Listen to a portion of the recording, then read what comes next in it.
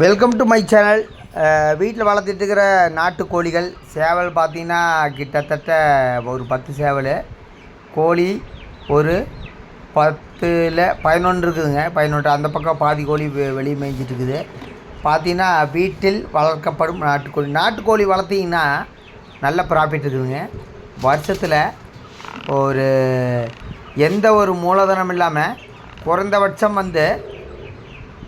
ஒரு 1,00,000 லாபம் பார்த்துடலாம்.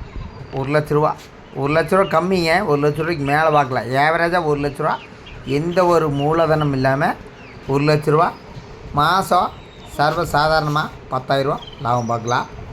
அதேமாதிரி நாட்டுக்கோழி முட்டை, நாட்டுக்கோழியில் எல்லாமே ப்ராஃபிட் தாங்க. நாட்டுக்கோழி முட்டையுமே நீங்கள் விற்றீங்கன்னா இன்றைக்கி ஒரு முட்டை 20 ரூபா வருது. அதனால் வீட்டில் நாட்டுக்கோழி வளங்க. சின்ன வீடாக இருந்தாலும் பரவாயில்ல, நாட்டுக்கோழி தான் இன்றைக்கி ஹைலைட்டு. பிராய்லர் கோழியை விட நாட்டுக்கோழியில் தான் எல்லாமே சத்து இருக்குது. பாருங்கள், அது 5 குஞ்சு. அதுக்கப்புறம் பார்த்திங்கன்னா சேவல் அந்த பக்கம் இருக்குது.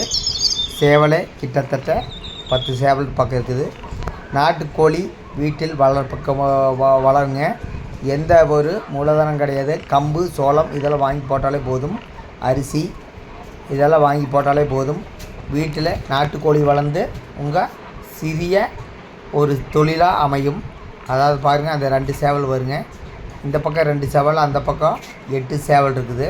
மொத்தத்தில் இன்னும் ஒரு 10 சேவல் வாங்கி உள்ளான்ட்டுக்கிற மொத்தத்தில் வீட்டில் வளர்க்கப்படும் நாட்டுக்கோழி. நன்றி, வணக்கம்.